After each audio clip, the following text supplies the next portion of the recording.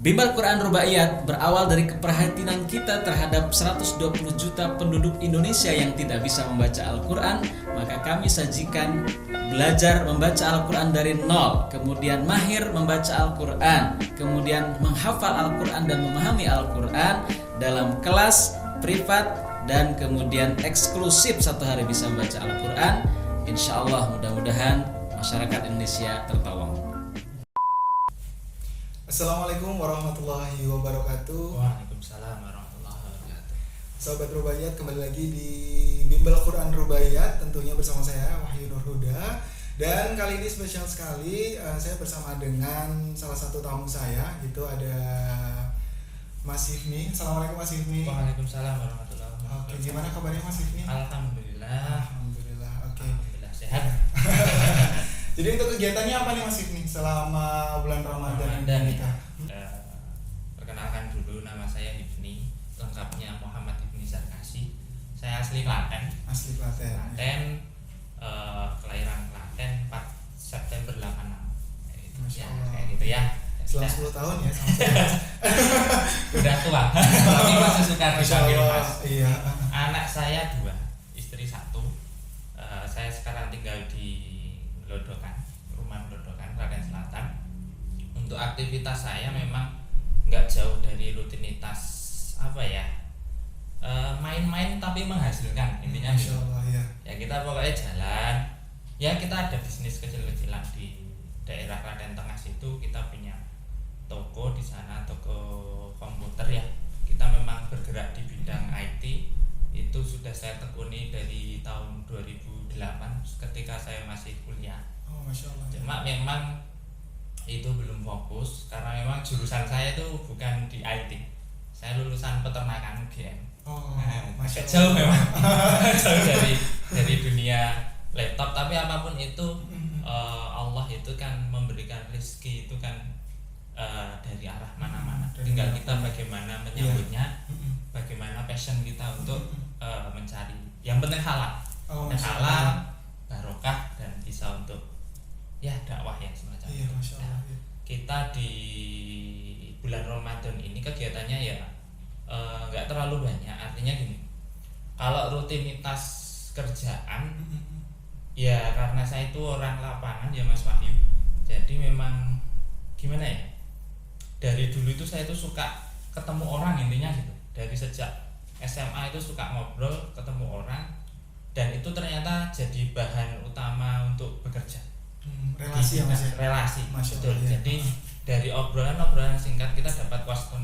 Meskipun kita tidak meniatkan untuk itu, Iya, tapi ada aja bonusnya jalan. ya. Nah, bonusnya di situ. Iya, benar. Itulah bagi saya apa namanya, pentingnya silaturahmi ataupun Masya Allah, berkenalan dengan orang semacam itu. Jadi memang saya ketika bekerja itu bahasanya tadi kan dolan. Dolan itu ya bukan main-main, sekedar main-main enggak, tapi ya kita itu kemana-mana nemuin orang, kenalan, terus jadi customer, tinggal nanti yang mengeksekusikan anak-anak toko, admin saya, karyawan saya yang nanti mengeksekusi lanjutannya semacam itu. Jadi kegiatan saya selama Ramadan selain bekerja, rutinitas saya seperti itu. Kemudian rutinitas di bulan suci ini selain apa namanya, untuk meningkatkan kapasitas rohiyah, artinya membaca Quran, terus ya diisi dengan pengajian dan lain sebagainya. Apa namanya, sekarang saya paling ya di desa itu bantu anak-anak muda, dampingi tadarus. Oh, Masya Allah. Ya, tadarus. Kebetulan malam ini saya izinkan karena ada ya. acara ini diajak Mas Alan ini. Oh, Masya Allah. Datang ke Rubaiyat ya, alhamdulillah. Tapi saya sangat syukur sekali. Artinya saya melihat Rubaiyat ini sebuah apa ya, salah satu metode yang kekinian, dan harapan besarnya itu adalah semua orang kan bisa membaca Al-Quran. Dan itu sebuah, bagi saya loh, saya walaupun bukan orang di Rubaiyat, melihat dari luar itu senang sekali. Artinya segmen yang diambil itu bisa semuanya kita ambil. Iya. Kadang orang itu kan sudah terlanjur berumur nggak bisa baca Al-Quran, Iya. terus malu malu untuk belajar. Tapi Iya, benar. dari yang disampaikan di Rubaiyat itu kan metodenya ringan, dan cepat itu orang lebih tertarik. Nah, kayak gitu. Nanti tinggal pengembangannya kalau sudah bisa membaca itu nanti kan tajwid dan makhrajnya tinggal dibenarkan di kemudian hari. Dan itu sebuah amal jariah dan saya mendoakan baik itu guru ngaji ataupun foundernya Rubaiyat, semoga ini jadi jariah yang luar biasa, melampaui umur kita. Dan itu yang sebenarnya tujuan hidup kan itu Mas. Kayak gitu. Iya, ini kan juga untuk Rubaiyat ini juga sebenarnya bukan hanya untuk kalangan, maksudnya orang yang sudah berumur aja, tapi juga segmen semuanya ke anak muda pun juga ya Mas ya gitu. Anak muda juga lebih mudah harusnya. Karena memang ya anak muda kan nek ibarat lagu itu kan belajar di waktu kecil bagaimana mengukir di atas batu kan lebih gampang nyantol. Karena orang tua kan bagaimana mengukir di atas air, tapi bagaimana ternyata Rubaiyat ini kan ngukir di atas air pun orang bisa mencapai. Iya, Masya Allah. Itu yang luar biasa. Iya, jadi memang untuk metodenya juga gampang dan tapi juga menyenangkan juga ya Mas. Jadi bukan hanya itu ya, benar banget. Nah, ini menarik nih Mas terkait untuk yang dari jaringan tadi kan sampaikan bahwa sebelumnya kan untuk jurusannya di kuliah kan peternakan. Ini kenapa bisa langsung ini nih melebarkan sayap ke sebenarnya gimana ya? Dulu itu saya itu waktu daftar UMPTN zaman saya. Sekarang ujian masuk SNMPTN kalau sekarang. Iya, dulu ada UGM sama UMPTN lah semacam itu. Saya daftar di 2 universitas, satu di UGM, satu di UII. Dua-duanya keterima. Yang di UII itu jurusan teknik komputer memang. Informatika yang nggak jauh dari komputer, yang satunya di peternakan. Dua-duanya keterima, cuma ya maaf ya zaman dulu ya. Jadi lihat SPP-nya itu kan yang swasta lebih mahal. Beda. Sehingga kan sedangkan orang tua kan tanggungannya kan masih nanggung. Kakak juga masih kuliah. Akhirnya yang murah tak ambil peternakan. Tapi ternyata hati saya itu ya saya senang di peternakan. Kuliah di peternakan saya sangat senang sekali, mendapatkan ilmu yang banyak. Tapi ya passionnya tetap di komputer. Akhirnya yang peternakan ini yang saya ambil manajemen bisnisnya yang saya ambil, yang saya terapkan di komputer, dan masya Allah juga, insya Allah klop juga. Intinya efisiensi dalam segala hal ya. Jadi misal kita punya barang apa gitu, kita efisiensinya itu sampai dari tingkat produksi barang itu sampai ke tempat kita, sampai kita jual lagi semacam itu. Dan juga efisiensi dalam karyawan ya. Karyawan itu di peternakan itu juga tidak harus banyak. Jadi satu orang itu bisa mengawal ribuan ayam kan.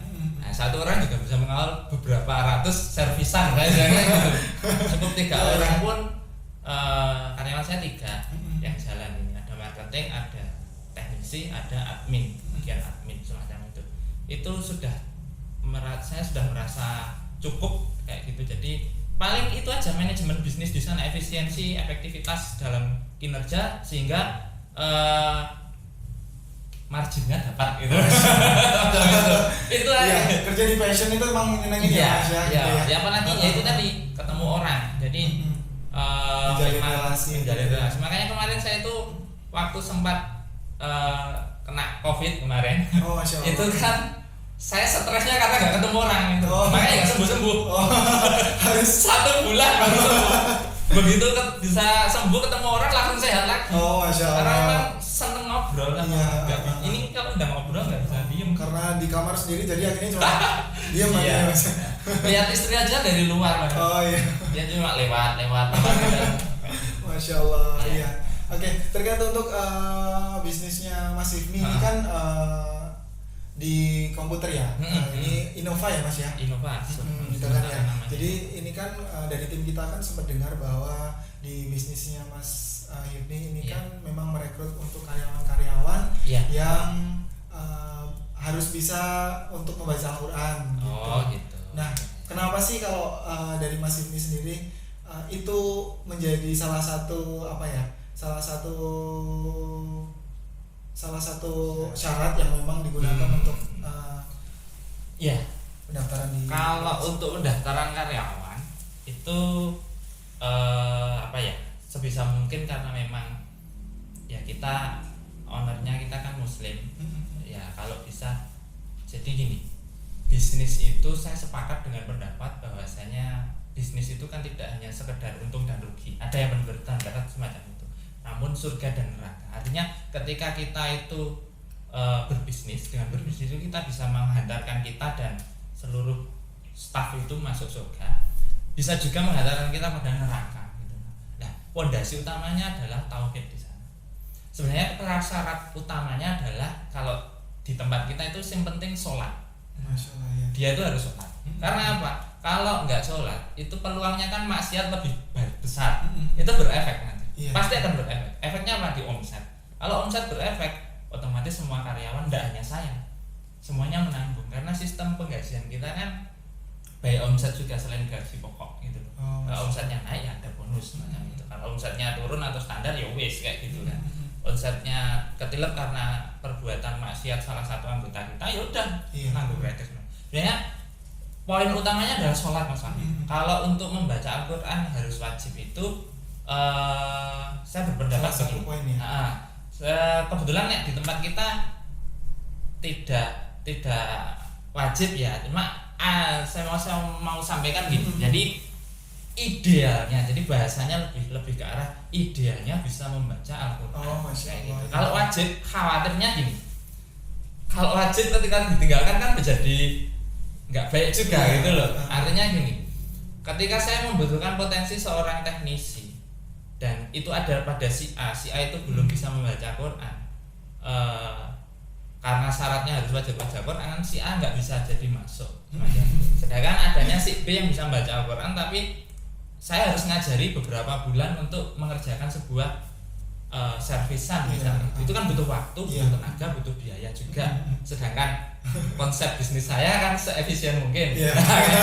Ya agak ya pro kontra ini, masalah efisien efektif itu mungkin banyak yang pro kontra, tapi tidak apa-apa, saya yang menjalani semacam itu.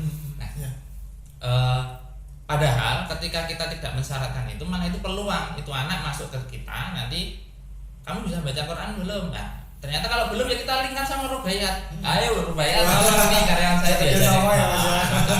Jadi bukan wajib ya, menurut saya itu idealnya itu bisa. Kalaupun belum bisa nanti diajari di Rubaiyat kan kayak gitu. Cuman gini Mas Wahyu, terkait masalah surga dan neraka tadi, jadi kan barokahnya bisnis itu kan juga kita tanggung renteng bersama-sama tim. Jadi saya itu sebagai owner itu tidak memiliki semuanya lah. Ini saya itu cuma lantaran ya bahasa Jawanya, ngelantarke rezekine wong-wong itu yang jadi karyawan kayak gitu. Tapi kan tidak hanya selesai di situ. Kita tidak harus puas selesai menggaji karyawan, selesai sudah enggak, tapi ada proses-proses pembinaan di sana. Pembinaan itu hubungannya apa? Nanti keberkahan usaha itu salah satunya adalah membaca Al-Quran. Membaca Al-Quran, sholatnya beres gitu loh. Artinya jangan sampai meninggalkan sholat karyawan itu, karena memang bersaudara ya di dunia, harapannya juga bersaudara di akhirat. Kita kumpul lagi ya. Salah satunya kan kumpulnya lagi itu kan kalau ya orang muslim ya sholat. Sholat terus nanti yang menjaga di hari kiamat kan sudah dijelaskan di banyak hadis yang memang itu sahih gitu, bahwasanya Al-Quran itu kelak akan menjadi syafaat penolong di hari kiamat. Makanya memang penting sekali. Jadi sobat semuanya dimanapun berada, memang Al-Quran itu menjadi penting untuk kita pelajari, untuk kita kaji, kita tadaburi. Karena apa? Dia akan menjadi teman kita nanti sampai akhirat, sampai di kuburan pun akan menjadi teman kita. Masya Allah. Gitu. Dan kita harus yakin dengan itu gitu. Apa harus mati dulu baru yakin kan enggak? Jadi kita harus meyakinkan, karena itu adalah fondasi tauhid kita, keimanan kita. Terus tentang Al-Quran lagi, bahwasanya keberkahan usaha itu juga selain dari ya kita mempelajari tentang Al-Quran itu. Jadi gini, ada cerita gitu di tempat saya itu kan, kalau usaha di jasa itu kan rawan komplain. Rawan komplain. Ada suatu ketika dulu orang beli printer baru 1 bulan itu langsung komplain, kok sudah rusak printer baru. Ketika kita karyawan saya ya tidak sering membaca Quran, itu kan tensi emosinya kan gampang. Ketika orang itu sering membaca Quran, bibir ini basah dengan Quran, insya Allah itu bisa ngerem emosinya. Dilihat dulu, Pak, lah kenapa kendalanya ini baru gini. Nah, orang kan kadang-kadang nyolot dulu. Non sewu ya, non sewu itu yang kita hadapi di lapangan sebenarnya. Karena komplain ya Mas. Komplain. Setelah kita cek, 1 bulan itu dia sudah ngeprint 8.000 lembar. Ayo piye? Ya pasti jebol printernya gitu loh. Beda dengan orang 1 bulan baru ngeprint 100-200 lembar, itu udah digenjot langsung 8.000 lembar. Pokoknya sebagus printer apapun kalau 1 bulan digenjot 8.000 lembar itu berapa rem berarti? 40 rem. 40 rem itu digenjot dalam 1 bulan. Printer mana yang enggak hancur gitu lah. Tapi kalau kita menghadapinya dengan kepala dingin karena memang ya insya Allah itu karena pembiasaan, karena dia di rumah karyawan itu pada membaca Quran, itu insya Allah melembutkan hati. Kita membaca Quran itu akan melembutkan hati. Sak sangar-sangare wong gitu ya.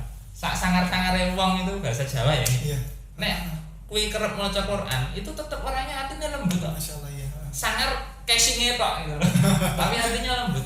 Kita kan hal-hal semacam itu kita temui di lapangan. Makanya menjadi penting idealisme kita itu idealnya memang ya satu tim itu ya pada bisa membaca Quran, ya sholat kayak gitu ya. Dan melakukan amalan-amalan kebaikan yang lain sembari kita bina bareng-bareng. Kita nggak hanya membina tapi ya kita sendiri ketika kita membina karyawan itu ya sebenarnya membina kita sendiri. Iya, saling belajar. Saling belajar. Bima kuntum alimul kitab wa bima kuntum tadrus. Kan kayak gitu. Saling yo belajar yo mengajarkan semacam mengajar dan sambil belajar semacam. Karena memang itu ya Mas ya. Ketika dalam suatu lingkungan itu lingkupnya baik, insya Allah nanti itu akan berdampak pada etika juga, pada attitude juga gitu ya. Betul. Karena memang ya Al-Quran itu kan akhlaknya Rasulullah itu kayak Al-Quran. Kalau kita itu dekat dengan Al-Quran, kita akan mendekati akhlak-akhlak yang baik. Insya Allah kayak gitu. Itu sudah satu paket. Masya Allah, gitu. Gitu ya. Ya sangat menginspirasi sekali nih Mas ini ya. Gitu. Jadi untuk sahabat Rubaiyat semuanya sudah dibuktikan sendiri dari Mas Ifni juga gitu bahwa memang yang namanya Al-Quran, kemudian membaca Al-Quran, melaksanakan sholat, kemudian melakukan perintah-perintah Allah itu juga memang sebenarnya untuk diri kita sendiri ya Mas ya, bukan hanya sebenarnya bukan hanya untuk akhirat saja tapi juga akan membentuk etika kita juga kayak gitu. Nah, jadi buat sobat Rubaiyat semuanya gitu yang sekiranya nih mungkin ada yang belum bisa membaca Al-Quran juga nih Mas Ifni gitu. Jadi kita bisa sampaikan bahwa bisa belajar di Rubaiyat tentunya gitu. Nah, langsung bisa diklik nanti di deskripsi di bawah ini gitu. Nanti bisa langsung diklik, kemudian bisa diisi untuk formnya dan nanti akan kita panggil melalui kantor kita kayak gitu. Nah, mungkin dari Mas Ifni nih sebelum saya tutup untuk podcast kali ini gitu, mungkin ada yang mau disampaikan gitu nggak buat sahabat Rubaiyat semuanya gitu? Ya, untuk sahabat Rubaiyat semuanya terus semangat ya yang sudah ikut program Rubaiyat, yang istiqomah, insya Allah lambat laun bacaan Al-Qur'annya akan lebih bagus. Kemudian yang belum gabung di Rubaiyat dan kebetulan belum bisa membaca Al-Quran, mari segera bergabung. Masya Allah, ya. Insya Allah semuanya bisa. Ini ilmu dari Allah gitu. Artinya Al-Quran itu kalamullah dan pasti kalau niatannya itu sudah kuat, azamnya sudah kuat dan dengan didasari dengan keimanan yang kuat, siapapun bisa gitu loh. Orang Islam siapapun akan bisa membaca Al-Quran. Nggak usah ragu, nggak usah malu. Membaca Quran sekarang belajar tidak harus di masjid, tidak harus di surau, tidak harus di langgar, bisa di pos ronda, bisa di rumah, bisa di kafe, rumah-rumah, bisa di kafe kalau mungkin kan ada tempat khusus yang nggak terlalu bising, atau pas lagi disetel musik dipelanin dikit, kita mau belajar Quran gitu loh. Masya Allah, ya. Itu juga bisa. Artinya semua lapisan masyarakat itu pasti bisa membaca Al-Quran karena ini kalamullah. Firman dari Allah itu pasti. Allah itu membuat sebuah firman-Nya itu ditujukan untuk semua manusia dan itu bisa dipelajari dan bisa dengan mudah nanti kita pelajari bareng-bareng. Apalagi dengan metode rubaiyat yang sudah aplikasikan dan banyak orang dalam satu hari itu. Saya melihat beberapa postingan di rubaiyat, satu hari sudah bisa baca Qurannya luar biasa. Gitu ya. Iya, Jangan ragu mengikuti rubaiyat, insya Allah jadi kebaikan kita bersama. Amin. Ya, dan tentunya juga untuk sahabat rubaiyat semuanya, jika memang berkendala nih Mas di ekonomi gitu ya, mungkin kan berpikir bahwa kalau pengen belajar di rubaiyat ini kan kira-kira nanti butuh biaya nggak sih kayak gitu. Nah, kita juga ada program juga nih Mas gitu, program untuk sahabat rubaiyat yang memang tidak memiliki istilahnya kayak untuk ekonominya kurang bagus kayak gitu, atau mungkin itu. Nah, itu dari Bimbel Rubaiyat juga memberikan salah satu program juga gitu. Jadi untuk sahabat rubaiyat semuanya nanti bisa langsung aja diklik di Bimbel Quran Rubaiyat juga kayak gitu. Dan ini terima kasih juga untuk Mas Ibu sudah hadir dan berbincang-bincang dengan saya. Ini Masya Allah sekali nih, bisa menginspirasi sahabat-sahabat rubaiyat semuanya gitu ya. Dan semoga di Ramadan tahun ini kita mendapatkan berkah ya Mas. Amin. Gitu, Insya Allah kita bentar lagi akan menuju kemenangan Insya Allah. Amin. Ya, terima kasih untuk sahabat rubaiyat semuanya yang sudah nonton untuk video kali ini. Jangan lupa untuk like, subscribe, share, dan juga komen. Kemudian bisa disampaikan kepada teman-teman semuanya juga gitu, supaya kita bisa belajar bersama gitu. Dan saya Wahyu Nur Huda pamit. Terima kasih. Wassalamualaikum warahmatullahi wabarakatuh. Waalaikumsalam warahmatullahi wabarakatuh.